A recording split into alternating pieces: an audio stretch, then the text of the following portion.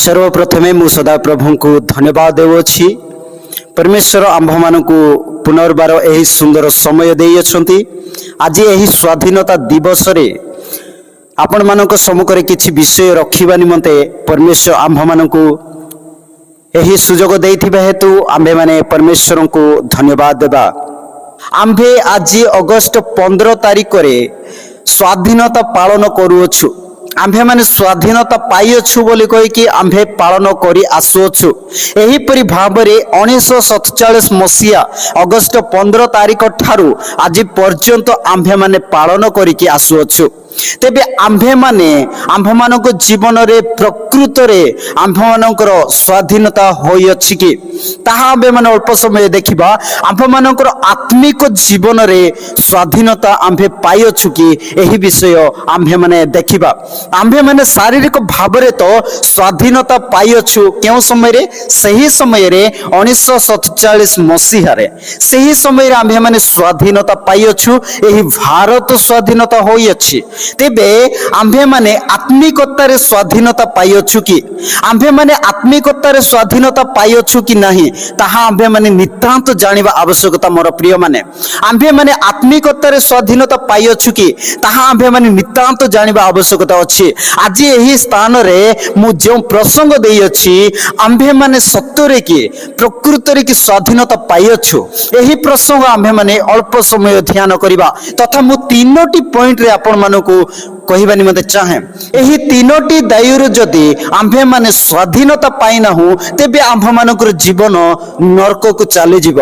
जदि आंभे माने एही तीनोटी विषय रे जदि स्वाधीनता पाइछु एही तीनोटी विषय रे जदि आंभे माने स्वाधीनता लाभ करियछु तेबे निश्चित भाव रे परमेश्वर आंभ मानको स्वर्ग राज्य रे स्थान प्रवेश करबा निमते देबे।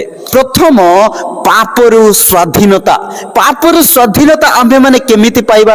आंभे माने सत्तरे कि पापरु स्वाधीनता पाइबा, सत्तरे कि आंभे माने पापरु मुक्त पाइबा। आंभ मानकर अनेक पाप अछि। जन्म ठारो आंभे पाप करि आसीअछु। आंभ मानकर पितृपुरुष अर्थात आंभे माने जदि जानू सही आदम हवांक ठारू सही पाप प्रवेश होला सही समय ठारू आंभे माने आज पर्यंत पाप रे लिप्त होई कि आसीथिलु। किंतु जेतेबेले यीशु ख्रीष्ट को आंभे जानिअछु ताहांक रक्त द्वारा आंभे माने जेतेबेले धौत हेयछु सही समय रे आंभे माने पाप रे मुक्त बोली कहि थाउ जहा कि आंभे माने पाप रे स्वाधीनता पाइअछु।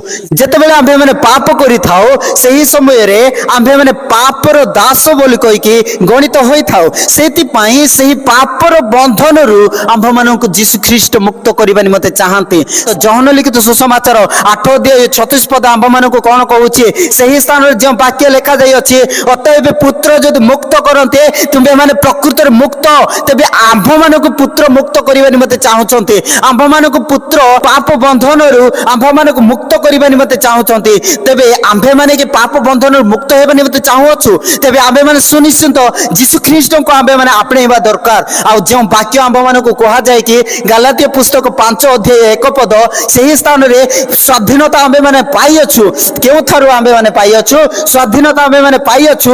यीशु ख्रीष्ट आंभ मानको स्वाधीनता देबा निमते से कालबरी क्रूस रे मृत्यु भोग करियछंती। से कालबरी क्रूस रे मृत्यु भोग करिवा द्वारा आंभ मानको स्वाधीनता देइयछंती। एही वाक्य आंभ मानको स्पष्ट भाव रे देउछि मोर प्रिय माने। तेनु आंभे माने जदि पाप रे मुक्त हेबा निमते चाहुछु तेबे आंभे माने सेही बंधन रे जदि मुक्त हेबा निमते चाहुछु तेबे आंभे माने परमेश्वर को ग्रहण करिवा आवश्यकता अछि। यीशु ख्रीष्ट को ग्रहण करिवा आवश्यकता अछि। तेबे सेही यीशु ख्रीष्ट आपण सेही रक्त द्वारा से धौत करिवा निमते चाहंती।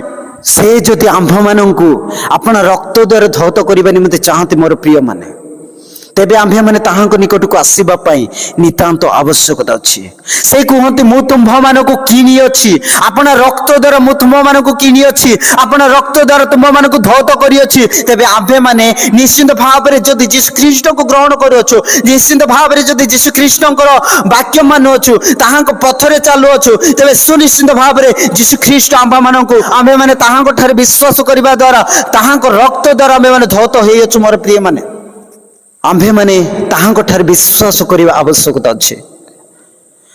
दास एपरि सबुदिन पई बा चिरदिन पई गृह रे रहे नै किंतु पुत्र गृह रे रही थाए। 36 पद रे आंभ मानको कहे ଅତଏବ ପୁତ୍ର ଯଦି ଆମ୍ଭମାନଙ୍କୁ ମୁକ୍ତ କରନ୍ତି ତେବେ ଆମ୍ଭେମାନେ ପ୍ରକୃତରେ ମୁକ୍ତ।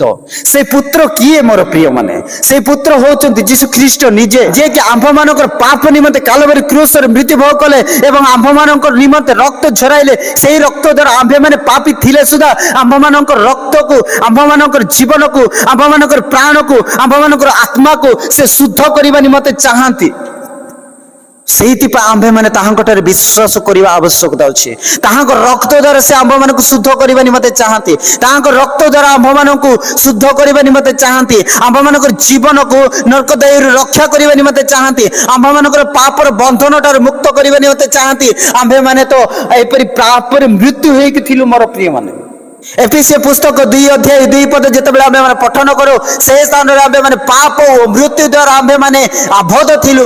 ପାପ ଓ ଅପରାଧରେ ଆମ୍ଭେମାନେ ମୃତ୍ୟୁ ହୋଇକି ଥିଲୁ। ସେହି ଅପରାଧ, ସେହି ପାପ ଠାରୁ ଆମ୍ଭମାନଙ୍କୁ ମୁକ୍ତ କରିବା ନିମନ୍ତେ ଚାହାନ୍ତି। ସେହି ଯୀଶୁ ଖ୍ରୀଷ୍ଟଙ୍କ ନିକଟକୁ ଯଦି ଆମ୍ଭେମାନେ ଆଜି ଆସୁଅଛୁ, ତେବେ ନିଶ୍ଚିନ୍ତ ଭାବରେ ଯୀଶୁ ଖ୍ରୀଷ୍ଟ ଆମ୍ଭମାନଙ୍କୁ ମୁକ୍ତ କରିବା ନିମନ୍ତେ ଚାହାନ୍ତି। ସେଇଥିପାଇଁ ଆମ୍ଭେମାନେ ପାପରୁ ଯଦି ସ୍ୱାଧୀନତା ପାଇବା ନିମନ୍ତେ ଚାହୁଁଅଛୁ, ତେବେ ଆଜି ଆମ୍ଭେମାନେ ଏହି ସ୍ଥାନକୁ ଆସୁ, ପରମେଶ୍ୱରଙ୍କ ମହିମା କରିବା, ପରମେଶ୍ୱରଙ୍କୁ ଆରାଧନା କରିବା। ତେବେ ପରମେଶ୍ୱର ଆମ୍ଭମାନଙ୍କୁ ନିଶ୍ଚିନ୍ତ ଭାବରେ ପାପ ଠାରୁ ଆମ୍ଭମାନଙ୍କୁ ସ୍ୱାଧୀନତା ଦେବା ନିମନ୍ତେ ଚାହାନ୍ତି।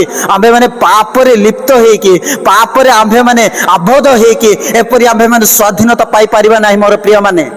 ଆମ୍ଭେମାନେ ଏପରି ତ ଅନେକ କହୁଅଛୁ ଆମ୍ଭେମାନେ ସ୍ୱାଧୀନତା ପ୍ରାପ୍ତ ହୋଇଅଛୁ, ଆମ୍ଭେମାନେ ସ୍ୱାଧୀନତା ପ୍ରାପ୍ତ ହୋଇଅଛୁ। ହେଇପାରିବ ନାହିଁ। ଆମ୍ଭମାନଙ୍କର ସ୍ୱାଧୀନତା ପ୍ରାପ୍ତ ହେବା ପାଇଁ ସେହି କନେକ୍ସନ ଅଛି କେତୋଟି। ଆମ୍ଭମାନଙ୍କର ପାପ ଠାରୁ ମୁକ୍ତ ହେବା ଆବଶ୍ୟକତା ଅଛି। ପାପ ଠାରୁ ଆମ୍ଭେମାନେ ସ୍ୱାଧୀନତା ପାଇବା ଆବଶ୍ୟକତା ଅଛି।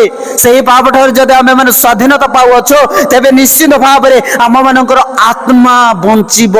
ଯୀଶୁ ଖ୍ରୀଷ୍ଟ ଆମ୍ଭମାନଙ୍କୁ ବଞ୍ଚେଇବା ନିମନ୍ତେ ଚାହାନ୍ତି। ଯୀଶୁ ଖ୍ରୀଷ୍ଟ ଆମ୍ଭମାନଙ୍କର ଆତ୍ମାକୁ ବଞ୍ଚେଇବା ନିମନ୍ତେ ଚାହାନ୍ତି। ଯଦି ଆମ୍ଭେମାନେ ଆତ୍ମାରେ ବଞ୍ଚିବା ନିମନ୍ତେ ଚାହୁଁଅଛୁ, ଚିରକାଳ ଯୀଶୁଙ୍କ ସହିତ ରହିବା ନିମନ୍ତେ ଚାହୁଁଅଛୁ, ତେବେ ତାହାଙ୍କଠାରେ ଆମ୍ଭେମାନେ ବିଶ୍ୱାସ କରିବା। ତାହାଙ୍କଠାରେ ଆମ୍ଭେମାନେ ବିଶ୍ୱାସ କରିବା। ତାହାଙ୍କର ବାକ୍ୟକୁ ଆମ୍ଭେମାନେ ବିଶ୍ୱାସ କରିବା। ତାହାଙ୍କର ପଥ ଦେଇକି ଆମ୍ଭେମାନେ ଚାଲିବା। ତେବେ ଯୀଶୁ ଖ୍ରୀଷ୍ଟ ଆମ୍ଭମାନଙ୍କୁ ପାପ ଠାରୁ ମୁକ୍ତ କରିବା ନିମନ୍ତେ ଚାହାନ୍ତି। ଯୀଶୁ ଖ୍ରୀଷ୍ଟ ଆମ୍ଭମାନଙ୍କୁ ପାପ ଠାରୁ ସ୍ୱାଧୀନତା ଦେବା ନିମନ୍ତେ ଚାହାନ୍ତି। He wanted to give us the freedom from our sins. Every sins he wanted to be freed from us by the precious blood of Jesus Christ. Through the precious blood of Jesus Christ we may freed from the sins. ଆମ୍ଭମାନଙ୍କର ପାପରୁ ମୁକ୍ତ କରିବା ନିମନ୍ତେ ଚାହାନ୍ତି। ସେଥିପାଇଁ ଆମ୍ଭେମାନେ ଯୀଶୁ ଖ୍ରୀଷ୍ଟଙ୍କ ନିକଟକୁ ଆସି ତାହାଙ୍କର ଅନୁସରଣ କରିବା ଆବଶ୍ୟକତା ଅଛି। ମୋର ପ୍ରିୟମାନେ, ଦ୍ୱିତୀୟରେ ଆମ୍ଭେମାନେ ଦେଖିବା, ପ୍ରଥମ ହେଲା ପାପରୁ ସ୍ୱାଧୀନତା, ଦ୍ୱିତୀୟରେ ଆମ୍ଭେମାନେ ଦେଖିବା ଭୟରୁ ସ୍ୱାଧୀନତା। ଦ୍ୱିତୀୟରେ ଆମ୍ଭେମାନେ ଜାଣିପାରିବା ଭୟରୁ ସ୍ୱାଧୀନତା। ଆମ୍ଭେମାନେ ଭୟ କରୁଅଛୁ କି? ହଁ ପ୍ରିୟମାନେ, ଆମ୍ଭେମାନେ ନିଶ୍ଚିତ ଭାବରେ ଭୟ କରୁଅଛୁ। କିପରି ଭାବରେ ଭୟ କରୁଛନ୍ତି ତାହା ତ ଆପଣମାନେ ଜାଣିଛନ୍ତି। ଏହି ଜଗତ ଆମ୍ଭମାନଙ୍କୁ ଭୟରେ କମ୍ପାଇ ଦେଇଅଛି। ପରମେଶ୍ୱରଙ୍କୁ ଆମ୍ଭେମାନେ ଭୟ କରୁନାହୁଁ, କିନ୍ତୁ ଏହି ଜଗତକୁ ଆମ୍ଭେମାନେ ଭୟ କରୁଅଛୁ। ଏହି ଜଗତର ଲୋକମାନଙ୍କୁ ଆମ୍ଭେମାନେ ଭୟ କରୁଅଛୁ। ଏହି ଜଗତରେ ବାସ କରୁଥିବା ବ୍ୟକ୍ତିମାନଙ୍କୁ, ଆମ ପରି ଲୋକମାନଙ୍କୁ ଆମ୍ଭେମାନେ ଭୟ କରୁଅଛୁ। ମୋର ପ୍ରିୟମାନେ, ମୁଁ କହିବା ନିମନ୍ତେ ଚାହେଁ, ଏହି ସ୍ଥାନରେ ଯେଉଁ ବାକ୍ୟ ଆମ୍ଭମାନଙ୍କୁ କହୁଅଛି ଭୟରୁ ସ୍ୱାଧୀନତା ହେବା ନିମନ୍ତେ। ହାଲେଲୁୟା। ଆମ୍ଭେମାନେ ଯଦି ଭୟରୁ ସ୍ୱାଧୀନତା ପାଇବା ନିମନ୍ତେ ଚାହୁଁ, ମୋର ପ୍ରିୟମାନେ, ଆମ୍ଭେମାନେ ଯୀଶୁ ଖ୍ରୀଷ୍ଟଙ୍କୁ ଭୟ କରିବା ଆବଶ୍ୟକତା ଅଛି। ଆମ୍ଭେମାନେ ପରମେଶ୍ୱରଙ୍କୁ ଭୟ କରିବା ଆବଶ୍ୟକତା ଅଛି। ଆମ୍ଭେମାନେ ସଦାପ୍ରଭୁଙ୍କୁ ଭୟ କରିବା ଆବଶ୍ୟକତା ଅଛି। ଯେଉଁମାନେ ମଧ୍ୟ ସଦାପ୍ରଭୁଙ୍କୁ ଭୟ କଲେ ସେମାନେ ମନୁଷ୍ୟକୁ ଭୟ କଲେ ନାହିଁ। ସେହି ପରମେଶ୍ୱରଙ୍କୁ ଆମ୍ଭେମାନେ ଆଜି ଆରାଧନା କରୁଅଛୁ। ସେହି ପରମେଶ୍ୱରଙ୍କୁ ଆଜି ଆମ୍ଭେମାନେ ପାଇଅଛୁ। ସେହି ପରମେଶ୍ୱରଙ୍କୁ ଆମ୍ଭେମାନେ ଭୟ କରିବା ଆବଶ୍ୟକତା ଅଛି। ତାହାଙ୍କୁ ଭୟ କରିବା ହିଁ ଆମ୍ଭମାନଙ୍କର ବୁଦ୍ଧିର ଆରମ୍ଭ। ପରମେଶ୍ୱରଙ୍କୁ ଭୟ କରୁଥିବା ବ୍ୟକ୍ତିମାନେ କୌଣସି ଭାବରେ ମନୁଷ୍ୟକୁ ଭୟ କରିବେ ନାହିଁ ମୋର ପ୍ରିୟମାନେ। ସେମାନେ ପରମେଶ୍ୱରଙ୍କର କାର୍ଯ୍ୟ କରିକି ଚାଲିଥିବେ। ସେମାନଙ୍କର ପରମେଶ୍ୱରଙ୍କର ସେବା କାର୍ଯ୍ୟରେ ଆଗକୁ ବଢୁଥିବେ। ସେମାନେ କୌଣସି ଅଭାବ ଦେଖାନ୍ତୁ, ସେମାନେ ଏପରି ଭୟ ଦେଖାନ୍ତୁ, ଭୟ ଦେଖେଇଲେ ସୁଦ୍ଧା ସେଇ ପରମେଶ୍ୱରଙ୍କର ବ୍ୟକ୍ତିମାନେ ଭୟ କରିବେ ନାହିଁ, କାରଣ ପରମେଶ୍ୱର ତାହାଙ୍କ ସହିତ ଛିଡ଼ା ହେଇକି ଅଛନ୍ତି। ତେଣୁ ସେହି ଏଲିୟଙ୍କ ସହିତ ମଧ୍ୟ ପରମେଶ୍ୱର ଛିଡ଼ା ହେଇକି ଥିଲେ ମୋର ପ୍ରିୟମାନେ। ଏପରି ବ୍ୟକ୍ତିଙ୍କ ବିଷୟରେ ମୁଁ କହିବା ନିମନ୍ତେ ଚାହେଁ, ଯେଉଁ ବ୍ୟକ୍ତି ପରମେଶ୍ୱରଙ୍କୁ ଭୟ କଲେ, ଯୀଶୁ ଖ୍ରୀଷ୍ଟଙ୍କୁ ଭୟ କରିକି ତାଙ୍କର ସେବା କାର୍ଯ୍ୟରେ ଆଗକୁ ବଢିଲେ, କିନ୍ତୁ ମନୁଷ୍ୟକୁ ଭୟ କଲେ ନାହିଁ। से प्रेरित पाउल एमिति जड़े व्यक्ति थिले से मनुष्य को केबे भय कले नहीं किंतु परमेश्वर को से भय करुथिले परमेश्वर को भय करुथिले किंतु मनुष्य मानकर भयरु से स्वाधीन पाई अछंती मनुष्य मानक भयरु से स्वाधीनता पाई अछंती आज जदि आमे माने मनुष्य मानकर भयरु स्वाधीनता पाइबा निमते चाहू तेबे आमे माने यीशु ख्रीष्ट को भय करबा आवश्यकता अछि प्रेरित पाउल कहती एपरी सेनापति निकट को जाइकी कहती मनुष्यर कथा बाध्यता हेबा अपेक्षा परमेश्वर कथा बाध्यता हेबा आवश्यकता अछि यह यथार्थ कि नहीं मनुष्यर कथा मानिबा यथार्थ कि नहीं ताहा मु देखे आ मनुष्यर कथा माने मोर प्रिय माने परमेश्वर कथा मानिबा आवश्यकता अछि एही स्थान रे प्रेरित पाउल से परमेश्वर कथा मानुछंती मनुष्य को भय करूनांती मोर प्रिय माने आभे माने जदि जानू प्रेरित पुस्तक से दुई थर रिपीट कर साक्ष्य थरे यीशु ख्रीष्ट दर्शन देले किंतु सही साक्ष्य दुई थर रिपीट होई अछि सही परि भाव रे आमे माने भय न करी ताहांकर प्रेम को प्रकाशित करिबा भय न करी ताहांकर वाक्य को प्रकाशित करिबा यीशु ख्रीष्ट आंब मानक सहित जुगे जुगे छिड़ाइबा निमते चाहंती से आंब मानक प्रतिज्ञा करिसंती मु तुम मानक सहित सर्वदा रहिबी मु तुम मानक केबे छाड़बी नाही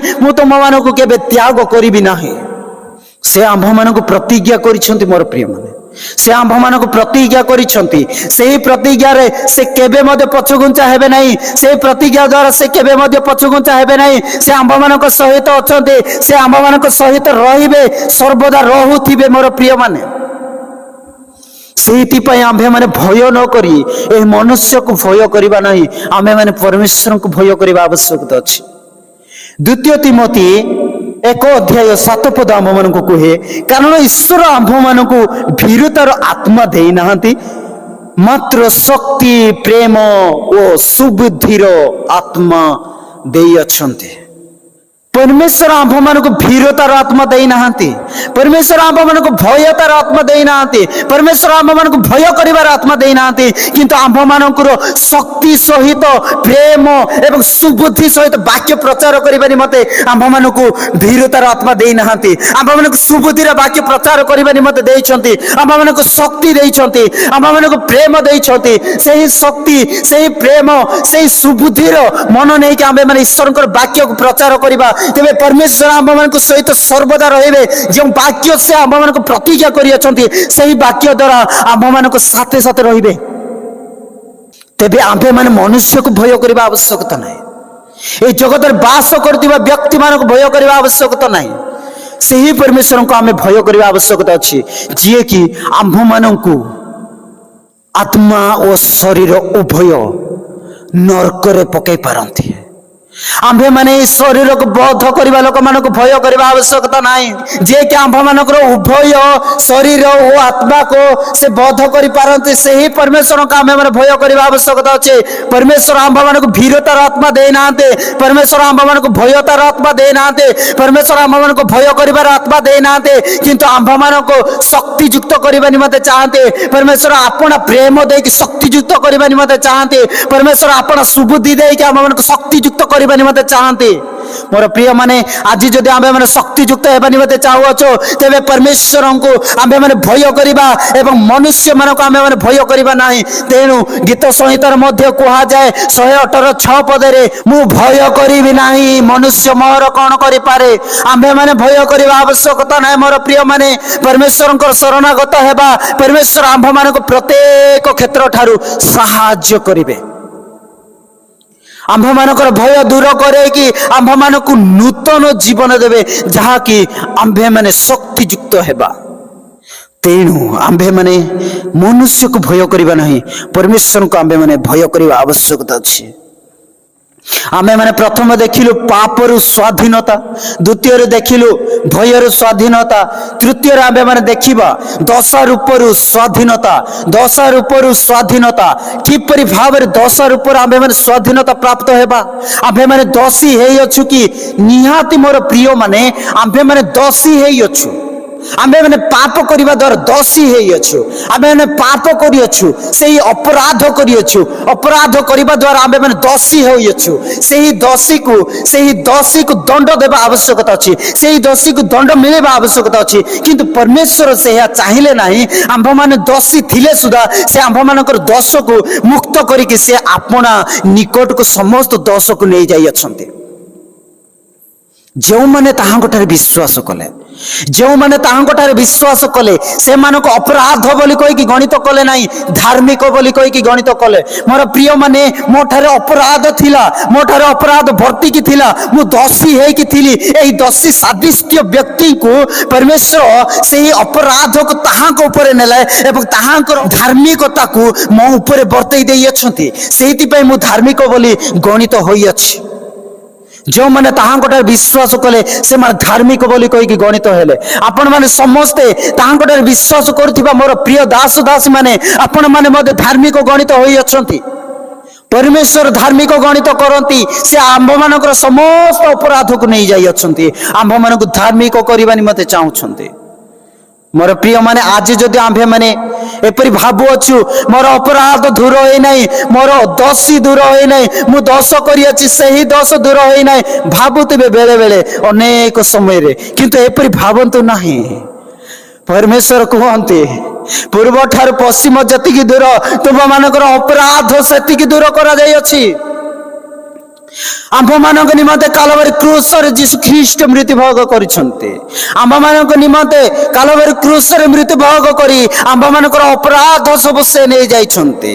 मोर प्रिय माने आंभ मानकर अपराध सब जदि नै जाइछंते तेबे आंभे माने मुक्त हेइ अछु आंभे माने अपराध रे मुक्त हेइ अछु आंभे माने स्वाधीनता पाइ अछु आंभे माने अपराध रे स्वाधीनता पाइ अछु मोर प्रिय माने आंभे माने आगो को बढ़िवा आवश्यकता अछि धार्मिक गणित होई के धार्मिक गणित होई के हालेलुया आंभे माने बेले बेले भाबो आंभे माने कौन सी दोष रूप करिना हो आंभे माने कौन सी दोषी सदस्य करिना हो मोरे प्रिय माने अपराध ओ दोष एही गुडा को आंभ मानकर देखिबा द्वारा आंभ मानकर चालिबा द्वारा आंभ मानकर भाबिबा द्वारा आंभे माने भाबिबा ओ चिंता करिबा द्वारा आंभ मानकर चाली चलन द्वारा आंभ मानकर आचरण द्वारा आंभे माने दोष रूप होई जाइछु आंभे माने दोषित हो जाइछु एही परि दोष रूप हो जाइछु अजणातर आंभे माने अनेक लोक मानकु एपरि से मरि जाउ हेले एपरि कथा भावना भाबी अछु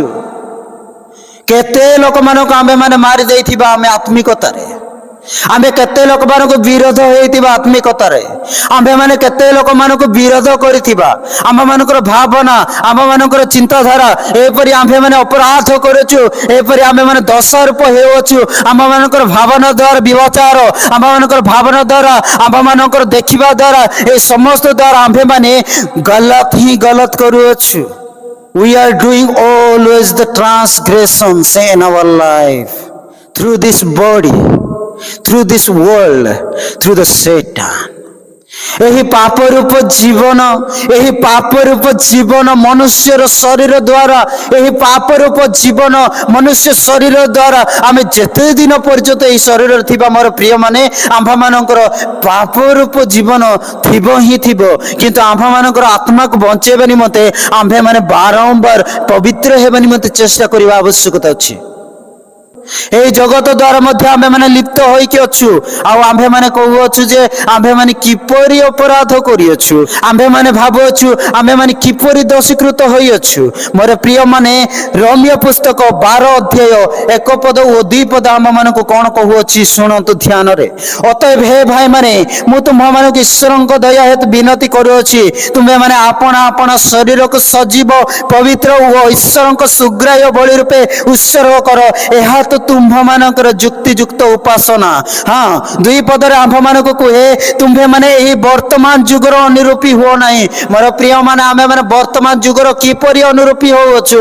अन्य लोक माने जहा कले आंभे माने मध्य ताहा करूछु अन्य लोक माने जहा कथा कहले आंभे माने मध्य ताहा स्टाइल को फॉलो करूछु we are following the style about the every creators we are following the style of every actors आंभे माने समस्त कलाकार मानकर पछरे धाउ ଚାହୁଁଅଛୁ ତାହାଙ୍କର କଳାକୁ ଆମ୍ଭେମାନେ ଆକ୍ସନ କରୁଅଛୁ, କଳାକୁ ଆମ୍ଭେମାନେ ଫଲୋ କରୁଅଛୁ।